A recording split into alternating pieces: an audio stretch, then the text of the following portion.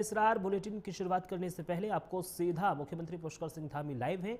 मुख्य सेवक युवा संवाद कार्यक्रम में वो शामिल हुए हैं, वहां लेकर चलते हैं। चुनौती भी अगर आती है तो चुनौती भी हमारे लिए एक अवसर है। आपदा भी कई बार हमको कुछ सिखाने के लिए आती है। कठिन परिस्थितियां भी जीवन में हमको कुछ न कुछ ऐसा लेसन देकर जाती हैं कि जो हमारे संपूर्ण जीवन भर काम आता है। तो बहुत सारे लोगों ने आज स्वरोजगार के कार्यक्रम कार्य भी शुभारंभ किए हैं। जैसे अभी मुझे पीछे से बताया कि हम स्वरोजगार के क्षेत्र में काम करना चाहते हैं। संघर्ष और मेहनत करके बहुत सारे युवा आज आगे बढ़ रहे हैं, जिन्होंने अनेक काम किए हैं। और हमने नकल का कानून इसीलिए बनाया था कि जो भी युवा जिनके सपने हैं सरकारी नौकरियों में जाने के, कि उनकी योग्यता, प्रतिभा, क्षमता के साथ किसी भी प्रकार का कोई भी भेदभाव न हो, कोई उनके साथ अन्याय न हो, उनको पारदर्शिता के आधार पर नौकरी मिले। इसीलिए इसी का परिणाम हुआ कि पिछले 4 वर्षों में 26,000 से ज्यादा हमारे युवाओं को नौकरियां प्राप्त करने में सफलता प्राप्त हुई। और कुल राज्य स्थापना के बाद, राज्य बनने के बाद अगर इन नौकरियों को आप जोड़ देंगे तो पिछले 4 साल की नौकरियां ये पहले के मुकाबले में दुगने से भी ज्यादा हैं, जो 20-21 सालों में प्राप्त हुई है। साथियों, आज भारतीय संस्कृति को भी संरक्षित और संवर्धित करने के साथ ही आदरणीय प्रधानमंत्री जी ने हमारे सामने 2047 का एक लक्ष्य रखा है कि 2047 में हमको विकसित भारत बनाना है। और विकसित भारत का संकल्प लेकर हम एक मिशन के तहत काम कर रहे हैं। परंतु भारत को विकसित राष्ट्र बनाने के लिए अभी हमें बहुत कुछ करना बाकी है। और इस ध्येय को पूरा करने के लिए, इस संकल्प को पूरा करने के लिए सबसे महत्वपूर्ण भूमिका अगर किसी की होने वाली है तो हमारे युवाओं की होने वाली है।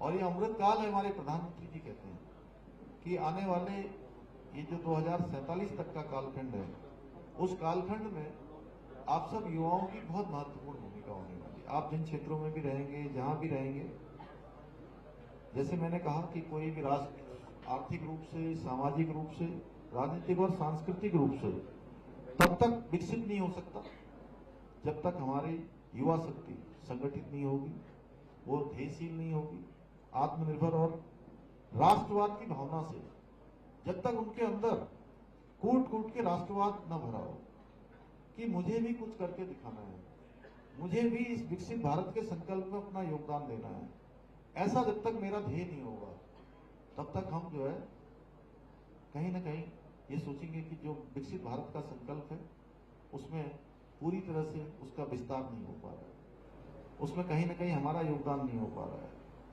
जिस तरह से इंजन को चालू करने की आवश्यकता होती है, उसी तरह से राष्ट्र की प्रगति सुनिश्चित करने के लिए भी हमारी युवा शक्ति की ताकत, इनोवेटिव सोच और प्रतिभा की आवश्यकता होती है। अगर ये सब एक साथ संगठित होकर काम करने लग जाए तो फिर कोई शक्ति हमको आगे बढ़ने से नहीं रोक सकती।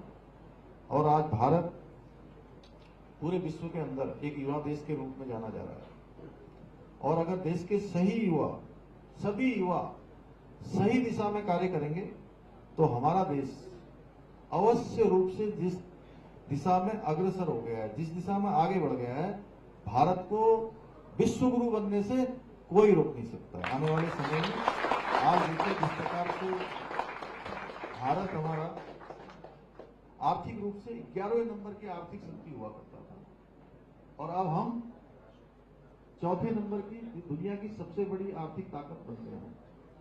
और अभी अभी ब्रिटेन के प्रधानमंत्री भारत आए थे और अपने साथ बहुत बड़े बड़े अर्थशास्त्रियों को लेकर आए थे इंग्लैंड से, और उन्होंने संभावना व्यक्त करी कि कुछ ही सालों बाद भारत 2028 तक दुनिया की तीसरी सबसे बड़ी आर्थिक शक्ति बन जाएगी। आज आदरणीय प्रधानमंत्री जी के नेतृत्व में भारत के युवाओं ने अपने देश को आगे ले जाने की जो भावना है हर एक के अंदर विकसित हो गई है। आज हमको ऐसे लीडर के रूप में प्रधानमंत्री मोदी जी मिले हैं जो देश के युवाओं को हर क्षेत्र में प्रोत्साहित करते हैं। आपने देखा होगा जब अंतरिक्ष यान जाता है, उसका वहां चंद्रमा में बैठता है, या अभी हमारे वो जो अभी शटल का हुआ था लखनऊ, शुभांशु उनके शुक्ला को जो है वो उन्होंने देखे किस प्रकार से बातचीत करी, किस प्रकार से प्रेरित करा।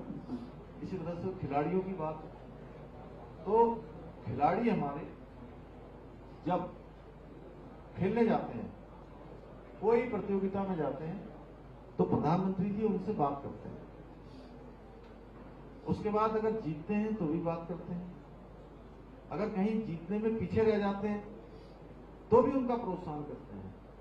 इस प्रकार की लीडरशिप हमारे देश के अंदर है, इसलिए हर एक युवा आगे बढ़ रहा है। हमारा युवा अपने देश के प्रति आज समर्पित होकर, जिम्मेदार होकर कर्तव्य परायण बन रहा है।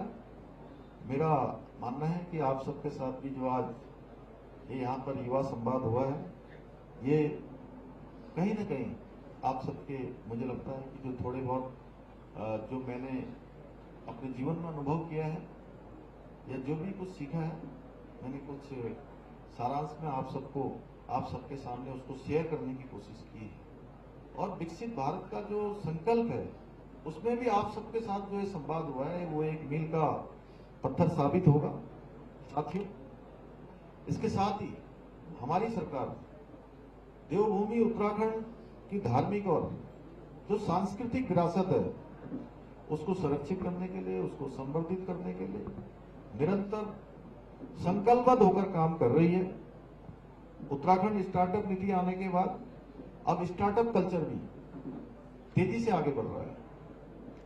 स्टार्टअप के क्षेत्र में भी बहुत सारे युवा जिनके पास स्किल है, जिनके पास कुछ काम करने की इच्छा शक्ति है, उनको सरकार की मदद भी मिल रही है। आज स्टार्टअप के क्षेत्र में 1100 से अधिक हमारे स्टार्टअप्स को मान्यता देते हुए अत्याधुनिक हमने 15 इंक्यूबेटर सेंटर भी स्थापित किए हैं। आज खाद्य प्रसंस्करण, कृषि, आईटी, एआई, जैव प्रौद्योगिकी, स्वास्थ्य के क्षेत्र में ऐसे उत्तराखंड ने बहुत महत्वपूर्ण प्रगति की है स्टार्टअप्स के क्षेत्र में। मैं कह सकता हूं कि स्टार्टअप के क्षेत्र में हम जहां अचीवर्स और लीडर्स की श्रेणी में थे, अब हम एक अच्छी खासी एक हब के रूप में भी हमारा जो है राज्य के अंदर तेजी से विकास हो रहा है। मेरा मानना है कि हमारे युवाओं में आज पोटेंशियल भी है, सामर्थ्य भी है, ऊर्जा भी है, और उनका सही मार्गदर्शन हमारे लिए एक भविष्य की कुंजी भी है।